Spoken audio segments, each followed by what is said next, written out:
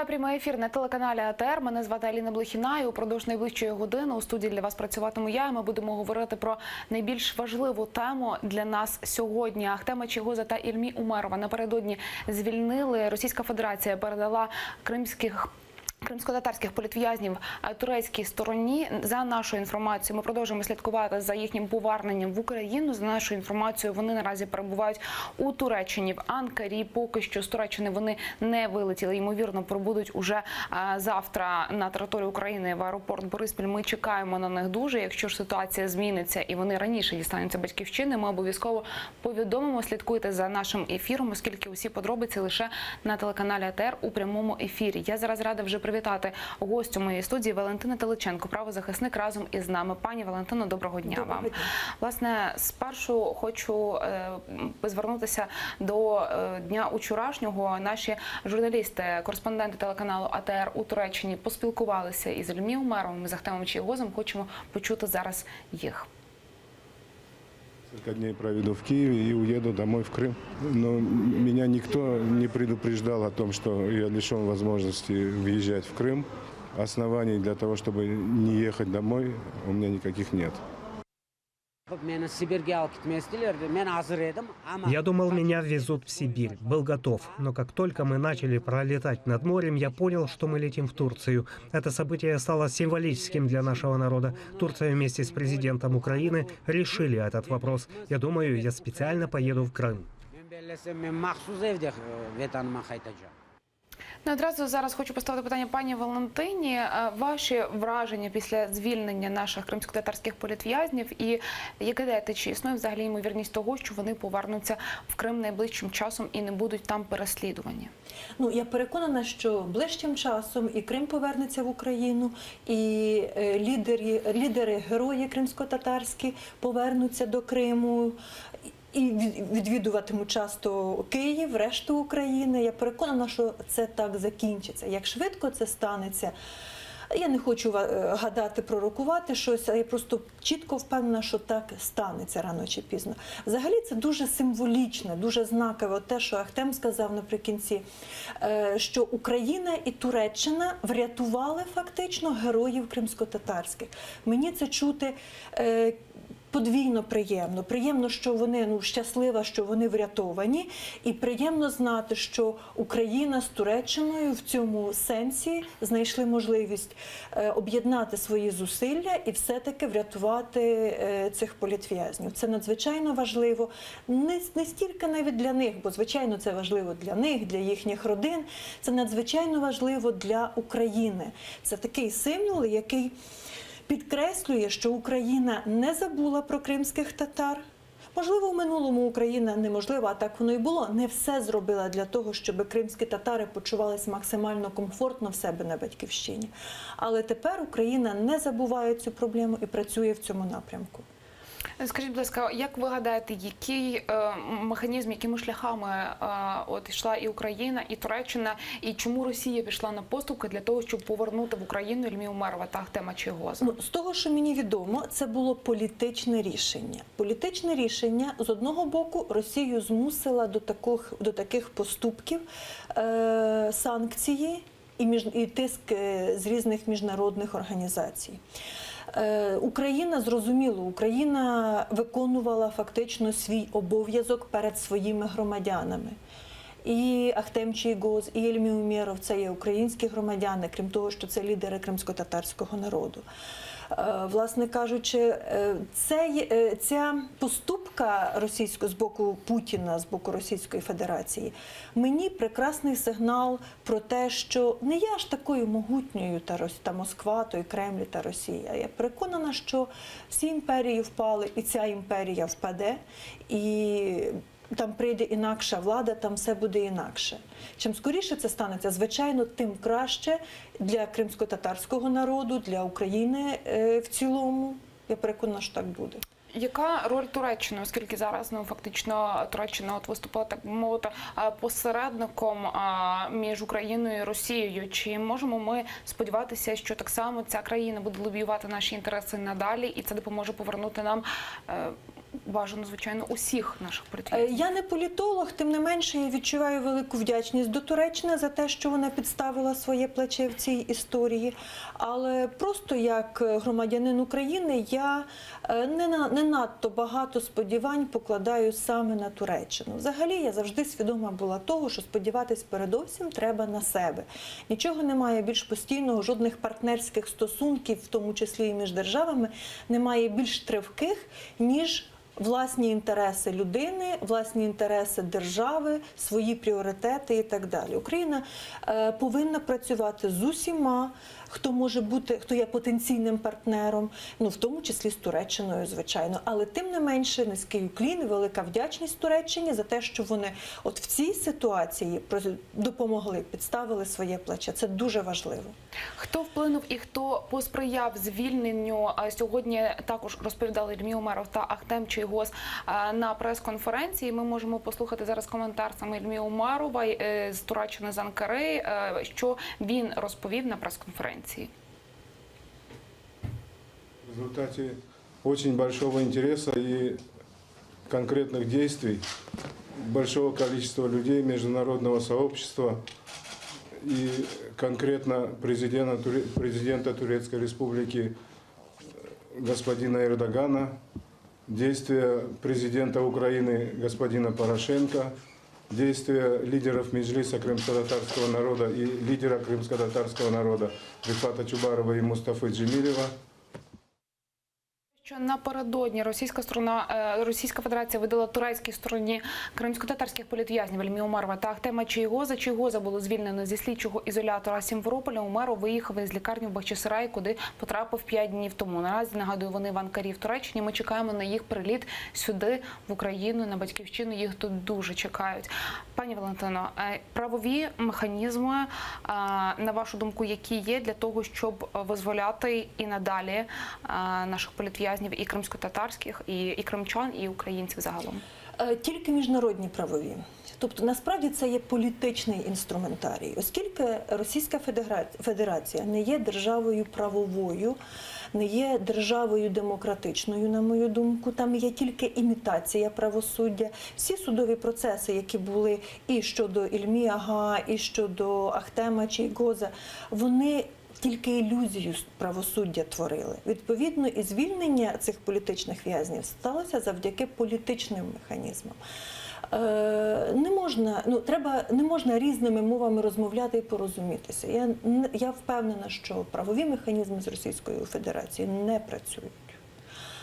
Отже, єдине, що залишається, то це міжнародний тиск, міжнародні політичні механізми, міжнародні правові механізми, які тільки в сукупності з тиском політичним можуть спрацювати.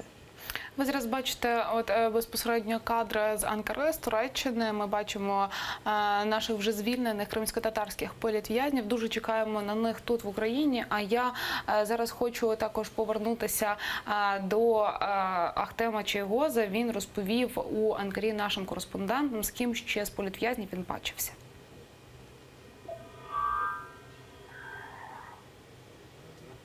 За эти 2 года 9 месяцев я встречался и с другими нашими заключенными там, и с группой диверсантов, и с группой террористов, и Сенцова на начальном этапе я видел.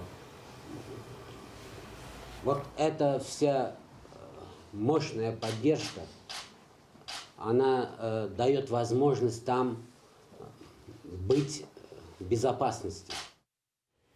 Я нагадаю, що вже після анексії Криму окупаційна російська влада відкрила кримінальне провадження, яке тепер називають справою 26 лютого. І за участь у мітингах було заарештовано 7 людей. 29 січня 2015 року був заарештований Ахтем Чийгоз. Його звинувачили в організації масових заворушень. 11 вересня російський суд у Криму незаконно присудив Ахтему Чийгозу 8 років колонії суворого режиму. Після анексії Криму Ільмі Умеров продовжував очолювати Бахчисарайську райдержадміністрацію Федерацію до 19 серпня 2014 року. Потім написав заяву про звільнення за власним бажанням, пояснивши своє рішення, цитую, відсутністю можливості виконувати роботу в умовах, що змінилися та вимагають порушення власних понять і життєвих принципів. У травні 2016-го Ільмі Умерова було затримано співробітниками Федеральної служби безпеки Російської Федерації у Криму. Спецслужби Росії порушили проти Умерова незаконну кримінальну справу щодо публічних закликів до вчинення дій, спрямованих на порушення територіальної цілісності Російської Федерації. А саме за заклик в ефірі нашого телеканалу АТР, звичайно, цієї справи, як і справи Ахтема Чийгоза і усіх звинувачень, ми не визнаємо. Умеров заявляв, що його слова у передачі були перекладені невірно, але 27 вересня підконтрольний Кремлю Сімферопольський районний суд виніс вирок у справі Ільмі Умерова і призначив йому покарання у вигляді 2 років колонії поселення. Ми, нагадую, чекаємо на них вже тут, вони звільнені і дуже чекаємо їхнього прибуття в Україну. А просто зараз ми маємо можливість долучити до нашого ефіру адвокат Микола Полозов на прямому зв'язку зі студією. Пане Миколо, доброго дня вам. Здравствуйте. Розкажіть, будь ласка, як ваш настрій? Як настрій Ахтема та Чийгоза та Ільмі Умерова, коли збираєтеся в Україну, і, можливо, вже сьогодні ви можете розкрити якісь подробиці звільнення наших заручників? Ну, подробности, в принципе, уже достаточно проговаривались. Естественно, это было политическое решение. Вот. Могу только сказать, что, конечно, без большого объема работы, связанного с юридической, дипломатической аспектами, с поездками в парламентскую ассамблею Совета Европы, с общением с представителями Европейского Союза, ничего бы не случилось. Поэтому я убежден, что это труд, большой труд огромного количества людей, который увенчался успехом. Звільнені Ільмі Умерової і Ахтем Чийгоз заявляють про своє бажання повернутися до Криму. Як гадаєте, чи можливо це, коли стане можливим, і чи можуть вони почувати себе в безпеці в Україні, ну і під час відвідин Криму так само? Ну, сейчас надо понимать, что все-таки Ахтем Ага провел почти 3 года в тюрьме, ему необходимо адаптироваться к мирной жизни, к свободной жизни. Вот. Я абсолютно не исключаю, что он после того, как посетит Киев, поедет в Крым, тем более, что на текущий момент никаких ограничений на въезд на территорию Крыма в отношении Ахтема Чийгоза и Ильмы Умерова никем не выносится. Скажіть, будь ласка, усі звинувачення зняті з них обох, правильно ми розуміємо? Прошу прощения, здесь не очень хорошо. Звинувачення усі зняті з них? Алло. Так, пане Миколо, чуєте нас? Обірвався, на жаль, зв'язок у нас із адвокатом Миколою Полозовим. Почули його думку і... Скажіть, будь ласка, ви якраз так само, як і Микола, говорили саме про політичні рішення, про політичні механізми повернення кримськотатарських заручників. Якими вони мають бути? Це мають бути якісь накладення санкцій чи посилення тиску? От конкретні кроки, які має зробити Україна і міжнародна спільнота? Ну, вже є багато розмов, вже є фактично санкції щодо Російської Федерації, і це є найбільш дієвий механізм впливу.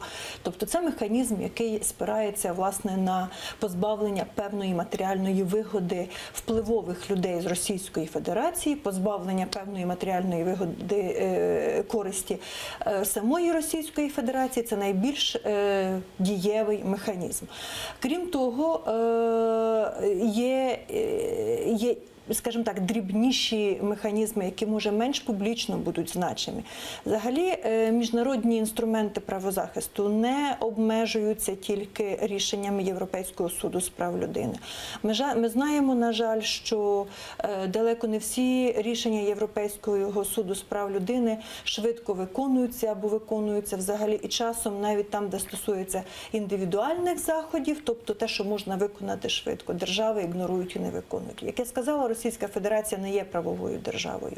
Тому теза про те, що знято всі звинувачення щодо Ахтема Га, я скажу, я дуже не рекомендую йому заїжджати на територію Російської Федерації, тому що вигадати нові звинувачення або сказати, що насправді нічого не було знято, бо механізм цього знімання обвинувачень якийсь там ефемерний, ілюзорний, рішення ніякого касаційного суду не було, бо ж і на розгляд не ставилося. Тобто тут я хочу сказати, що я не думаю, що безпечно і цим звільненим політв'язням, і будь-кому іншому, кого звільнять, заїжджати на територію Російської Федерації.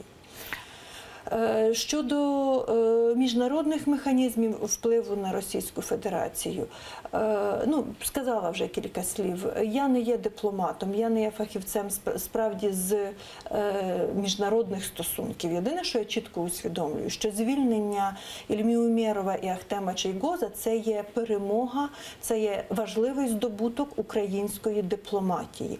Зрозуміло, що ініціатива йшла з боку України, ініціатива йшла від українських дипломатів. Звичайно, а чому саме зараз це відбулося, як гадаєте? Я думаю, що немає, скажімо так, звичайно, можна знайти якісь дрібні речі, але я думаю, що немає такої прямої відповіді, що саме зараз це повинно було статися або що. Просто, знаєте, крапала вода у чашу, і в якийсь момент крапля була та, яка остаточно наповнила цю чашу, і політв'язнів звільнили.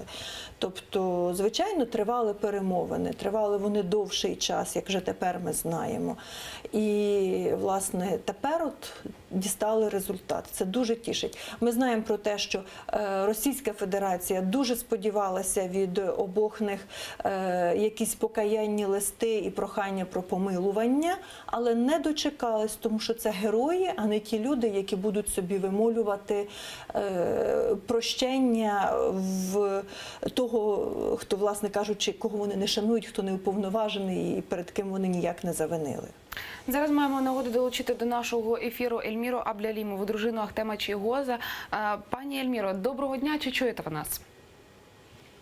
Доброго дня. Да, я вас слышу. Розкажіть, будь ласка, про свій настрій, про настрій Ільмі Умєрова, Ахтема Чийгоза. Зрозуміло, про що говорили вони на прес-конференції, а от з вами, про що вони говорять, чого хочуть після повернення в Україну?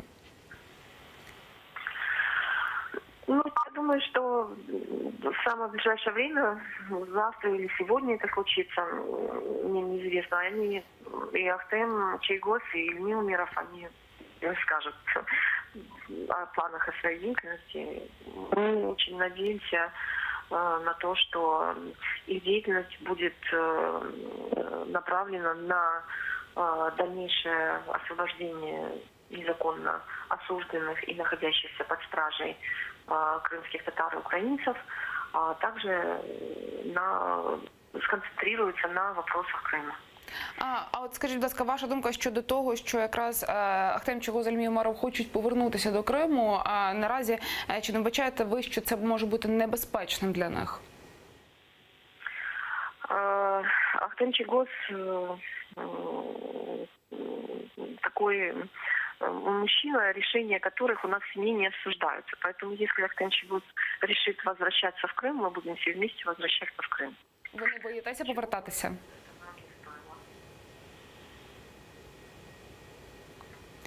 Пані Ельміро, ви ще з нами? Не слышу ничего. Алло. Алло, чуєте нас? Вот сейчас слышу, да. Ви не боїтеся повертатися в Крим? Ой. Мне пока сложно отвечать на эти вопросы, потому что мы как бы до конца не понимаем, есть у нас запрет на въезд, нет этого документа. Как только будут какие-то документы, после этого уже можно будет предметно о чем-то говорить. Розкажіть, будь ласка, можливо, ви можете поділитися якимись подробицями щодо звільнення кримськотатарських політв'язнів новими, які поки що ще невідомі? Не слышу ничего. Є якісь подробиці у вас, якими ви можете поділитися щодо звільнення? Звільнення кого? Звільнення Ахтема Чийгоза, Ільмі Умєрова. Є якісь подробиці, нюанси, про які ви могли б вже розказати нам сьогодні? Больше того, что я рассказала, я рассказать, к сожалению, не могу. А ви зараз де перебуваєте, скажіть, будь ласка? На данный момент мы находимся на подъезде к Чонгару с крымской стороны и пытаемся переезжать границу. Щоб зустріти вже безпосередньо Ахтема Чийгоза, правильно, у Києві? Да. Що ж, ми теж чекаємо на повернення наших звільнених кримськотатарських політв'язнів. Ельміра Абдулімова, дружина Ахтема Чийгоза, була на прямому зв'язку зі студією. Я нагадую, що ми відслідковуємо, звичайно, і чекаємо на приїзд Ельмі Умарова та Ахтема Чийгоза в Київ, в Україну, на Батьківщину. Ми повертаємося до розмови. Валентин Теличенко, правозахисник, разом з нами у цій студії.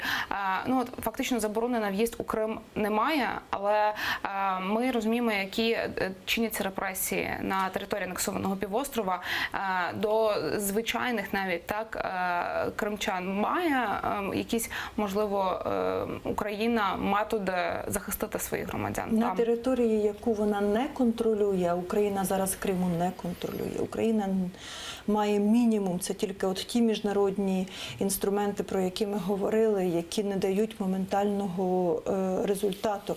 Власне кажучи, на момент затримання Ахтема Чийгоза весь час і Ахтем Чийгоз, і Ельмі Умаров були українськими громадянами. Тим не менше, Україна не контролює ситуацію в Криму і не могла їх врятувати. Так само, як не могла врятувати українців, які там.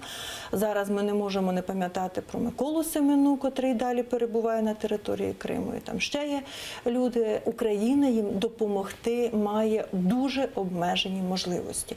Звичайно, мені приємно чути, наскільки правосвідомість у громадян України, я маю на увазі Ельміру насамперед в цій тезі, далеко вище, ніж правова культура Російської Федерації. Тобто ці люди не розуміють, що Російська Федерація, яка сьогодні декларує, що немає претензій до конкретної особи, може через півгодини вже змінити своє рішення, вигадати казна що, і жоден суд підпорядкований до російської юрисдикції не скаже правосудного рішення.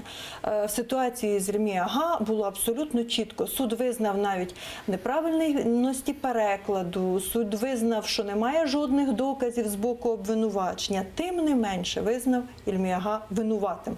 Нібито мали місце заклики. Тобто там не працює звична логіка, там немає верховенства права, там немає верховенства закону як такого. Тому ігри, забавки із російським сусідом нікому не рекомендую брати участь у цьому.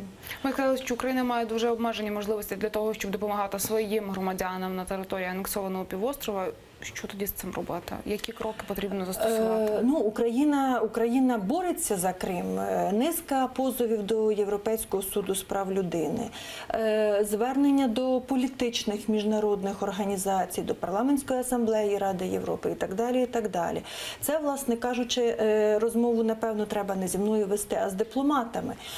Крім того, Україна, і мене це тішить, використовує цей період для того, щоб, можливо, навіть надолужити те, що не було зроблено вчасно. У листопаді 2015 року нарешті Верховна Рада України визнала депортацію кримських татар у травні 1944 року геноцидом.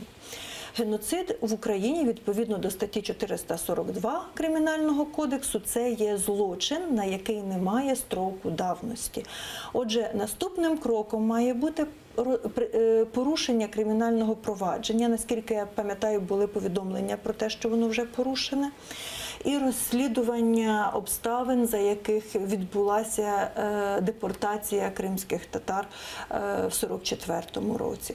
От, власне кажучи, звичайно, якби я був такий розумний як моя дружина після, звичайно, Україна мусила би цим займатися так само, як і займатися питанням Голодомору, який теж був геноцидом, але щодо українського народу, значно раніше, щоб не інтервенція Російської Федерації, власне кажучи, спам'ятала нашу державу. Ну, але вже сталося так, як сталося. Я абсолютно переконана, що от це, наприклад, ті речі, які не можна відкладати на майбутнє, а треба займатися ними зараз.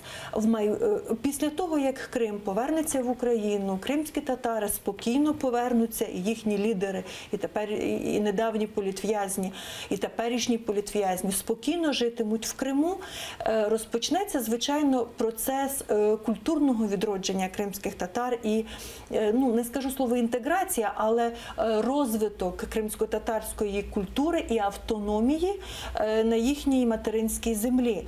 Тим не менше, от те, що Україна зробить з питань геноциду до того часу, це є наша історія, це дуже важливо для того, щоб от те відродження, яке наступить після повернення Криму в Україну, щоб воно було максимально швидким, щоб воно було максимально баченим, щоб люди розуміли, що держава Україна про кримських татар дбає. Взагалі в Україні корінного народу, такого помітного, крім кримських татар, фактично немає. І дбати за ким, крім того, що ми, звичайно, мусимо дбати за розвитком української культури, української ідентичності і так далі, ми, звичайно, мусимо особливу увагу приділяти проблематиці кримсько-татарського народу. І держава повинна з тим працювати вже тепер.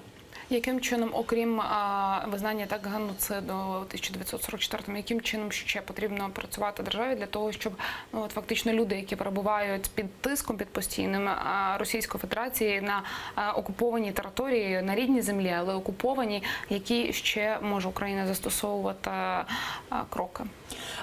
Робота із позовами України проти Російської Федерації у Європейському суді з прав людини. Там є кілька позовів, по частині з них почалися комунікації, тобто суд сформулював запитання до України, до Російської Федерації, і це важливий напрямок. При тому, що я сказала, що Росія не є правовою державою, і немає в мене впевненості, що Росія виконуватиме рішення Європейського Союзу з прав людини. Тим не менше, Україна повинна цей інструментарій, цей механізм використовувати, бо, знаєте, поки не буде очевидним становище в Росії для міжнародної спільноти, а воно сьогодні не є ще аж таким очевидним, як хотілося б те бачити, Україна не зможе досягнути своєї мети. Крім того, є ще інструментарій Організації Об'єднаних Націй.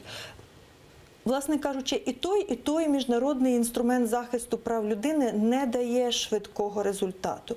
Але оскільки але мусимо сказати, що нічого кращого за ці альтернативи цим інструментам немає. Тому Україна мусить тут працювати, мусить робити все максимально.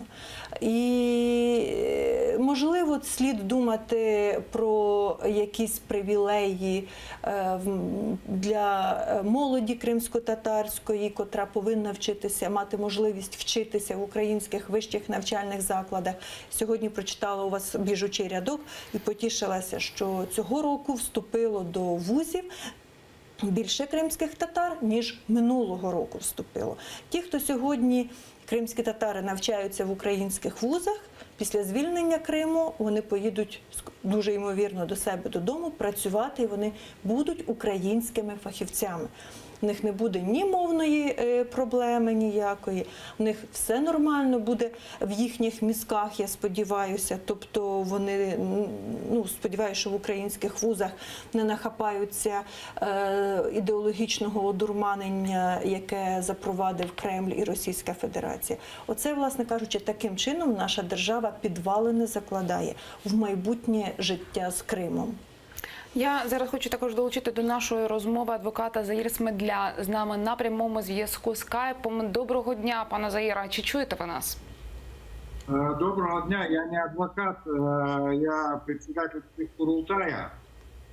Перепрошую, маємо технічні нюанси, будемо з'ясовувати. Перепрошую, повертаємося до нашої розмови, сподіваюся. Скажіть, будь ласка, ваші коментарі щодо звільнення Ільмі Умерова та Ахтема Чийгоза, завдяки чому це вдалося? Я уже об этом говорил, неоднократно писал. Это совместно, с одной стороны, это президента Эрдогана, с другой стороны, президента Порошенко. Это благодаря мировой общественности. Вот те которые повсеместно проводили как в Крыму, так и за пределами Крыма. Конечно, здесь огромное влияние оказала наша крымско-татарская диаспора в Турции и Скажіть, будь ласка, от ви висловлювали звільнені наші кримсько-татарські політв'язні бажання повернутися у Крим. Як гадаєте, це реально чи все ж таки потрібно утриматися від такої поїздки для власної безпеки? Ну, я скажу, что, наверное, попытки такие будут, но все дело в том, что их просто не пропустят на границе. Как это было с Мустафа Джемилевым, как это было с Рифат Чубаровым. Скорее всего, когда они подойдут к пункту пропуска с российскими силовиками, им однозначно скажут, что запрещен въезд, прочитают какую-нибудь бумажку, и этим все закончится. Никакого документа на руку.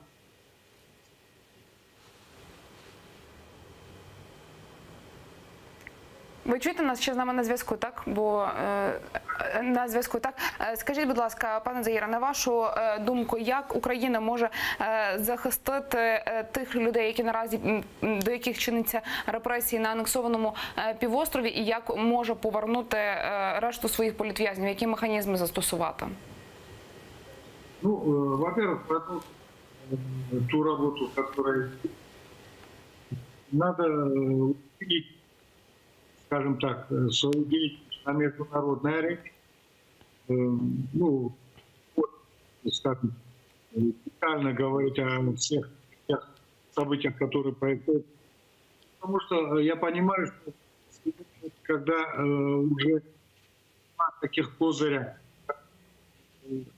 Ахтем Чийгоз и Умеров, следователи уже не будут говорить Крыма российскими силовиками, других адвокатов знают меньше, и расчет на то, что там тех, кого будут, ну, вызвали уже, скажем так, мусульманскими террористами, экстремистами, Запад на них будет относиться по-другому, реагировать меньше, их освобождением. Говорить, что те, которые сегодня находятся в застенках Российской Федерации, они не являются ни террористами, ни экстремистами.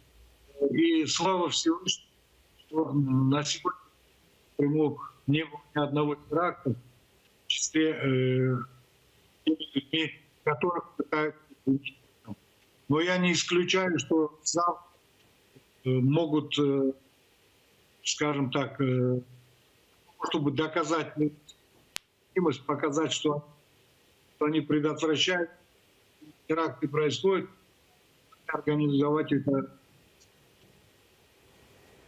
Скажіть, будь ласка, Україна може якось захистити своїх громадян, кримських татар на території півострова, як гадаєте? Ну, пока реально, так же, как и сегодня, чтобы здесь какой-то мониторинг со стороны международных организаций защиты, со стороны ОБСЕ, со стороны структур, которые отвечают за соблюдение, мониторят эти. К сожалению, пока невозможно. Нужно, чтобы именно встречались те люди, которые говорят именно с отношением к кому, не с какими-то там фейковыми крымско-татарскими, которые представляют себя во власти, которые говорят о том, вернее, часто живется хорошо, каких-то там негативных.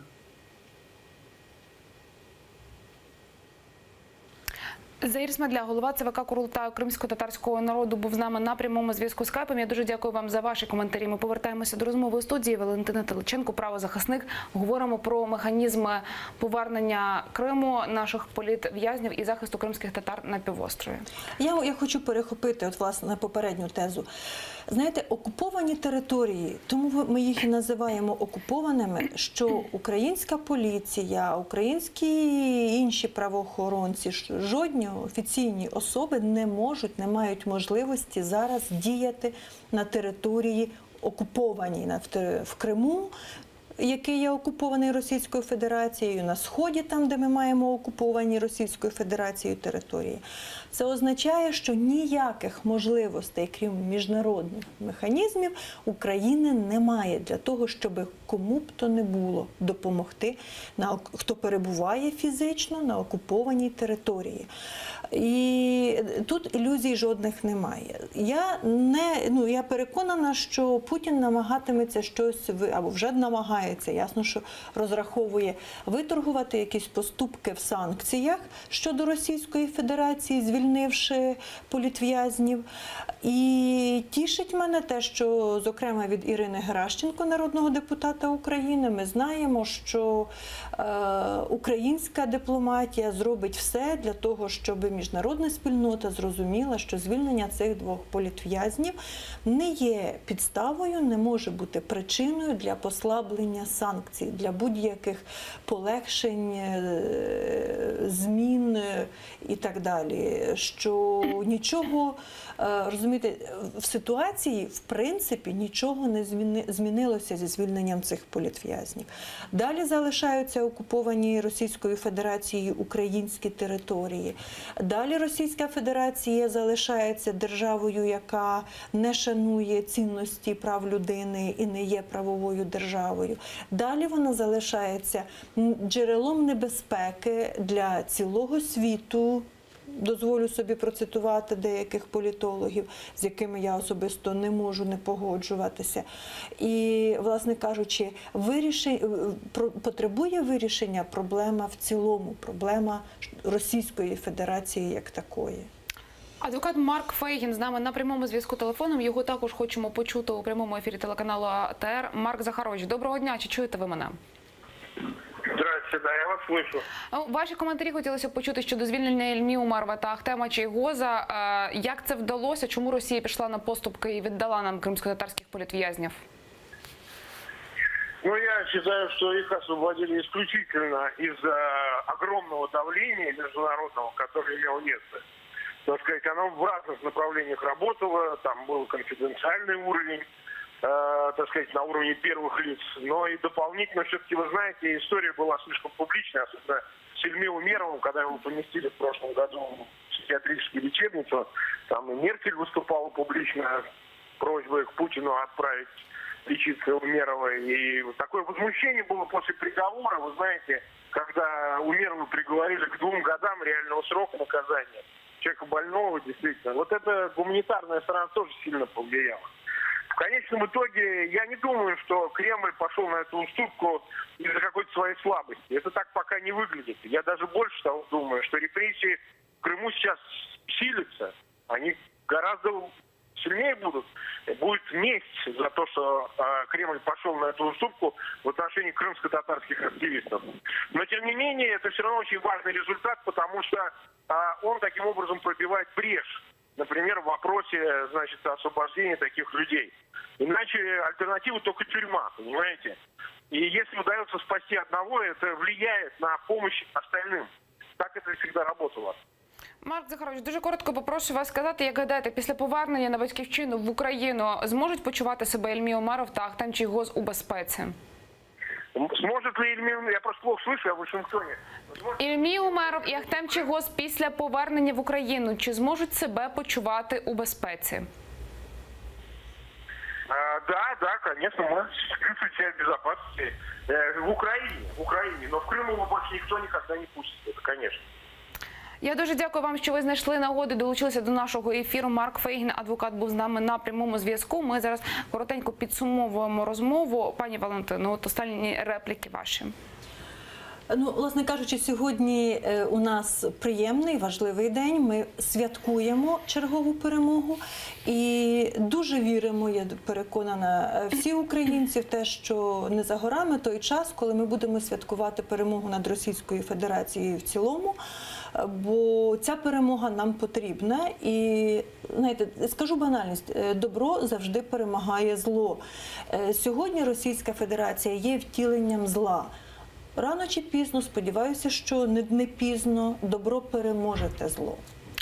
Я дякую дуже вам за розмову. Валентина Теличенко, правозахисник, була разом з нами цієї години. Ми продовжуємо слідкувати за поверненням Ахтема Чийгоза та Ільмі Омарова в Україну. Ми їх дуже чекаємо. Про усі подробиці ви дізнаєтеся у прямому ефірі телеканалу АТР. Я дякую, що ви залишаєтеся з нами. Нам дуже важлива ваша підтримка. Далі в ефірі телеканалу АТР «Заман». Ми повернемося зовсім скоро і до зустрічі.